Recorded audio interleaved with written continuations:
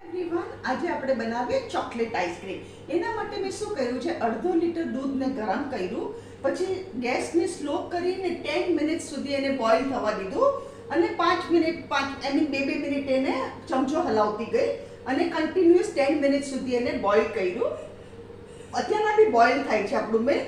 અને બીજું મેં શું કર્યું, અડધો વાડકો સાકરને પીસી કાઢી, 3 table spoon cocoa powder, 2 table spoon vanilla custard powder. અગર તમે કોર્નફ્લોર વાપરો તો તમારે વેનીલા એસેન્સ વાપરવાનું, અને વેનીલા કસ્ટર્ડ પાવડર વાપરો તો એસેન્સ નહીં વાપરવાનું. એમાંથી અડધો લીટરમાંથી મેં થોડું દૂધ આમાં નાખીને આની આવી પેસ્ટ બનાવી. હવે આપણું દૂધ તો ઓલરેડી બોઇલ થઈ ગયું છે. હવે આ પેસ્ટ આપણે આમાં નાખી દઈએ. આમાં છે કોકો પાવડર, સાકર, વેનીલા કસ્ટર્ડ પાવડર.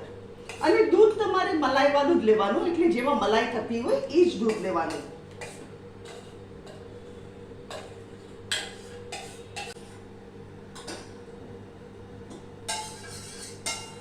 અને એકદમ જરાય વેસ્ટ નહીં જવા દેવાનું.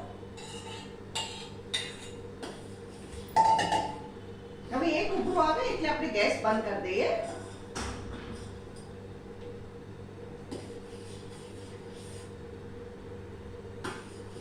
અહીંયા ગેસ બંધ કર્યો છે.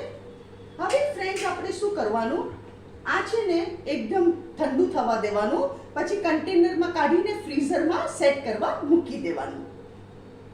આપણે આ 4 કલાક લાગ્યા ફ્રીઝમાં, આ આપણું આઈસ્ક્રીમ જામી ગયું. હવે આપણે શું કરવાનું, મિક્સચરમાં આને આપણે ગ્રાઇન્ડ કરશું. અગર તમારી પાસે હેન્ડ મિક્સી હોય ઇલેક્ટ્રિકલ, તો એમાં બી તમે કરી શકો.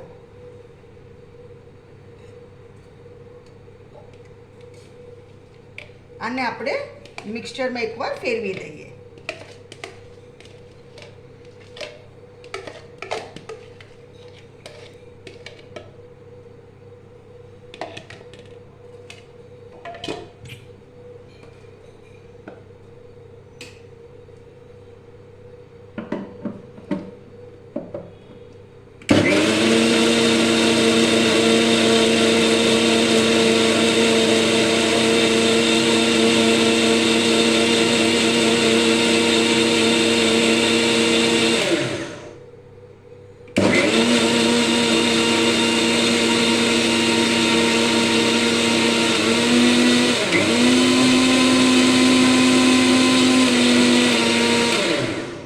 આપણું આ મિક્સચરમાં ગ્રાઇન્ડ થઈ ગયું. હવે શું કરવાનું, આપણે પાછું જ આ કન્ટેનરમાં કાઢીને એને સેટ કરવા મૂકી દેવાનું, અને આપણું આઈસ્ક્રીમ ખાવા માટે તૈયાર.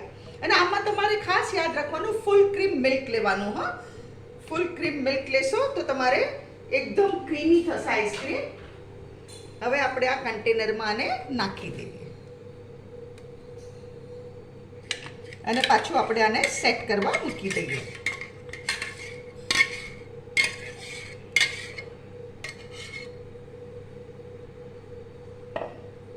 હવે અહીંયા હું આ કન્ટેનર બંધ કરું છું અને આપણે 4 કલાક પછી આને જોશું.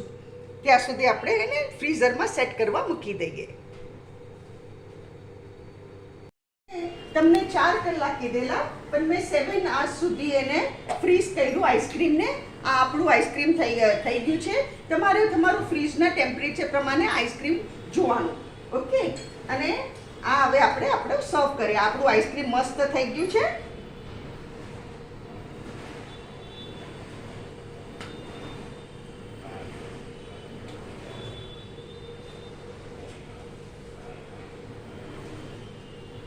ચોકલેટ આઈસ્ક્રીમની રેસીપી, અગર તમને મારી રેસીપી પસંદ આવે તો કમેન્ટમાં જરૂરથી લખો. મારી વિડીયોને લાઈક કરો, શેર કરો અને મારી ચેનલને જરૂરથી સબસ્ક્રાઈબ કરો.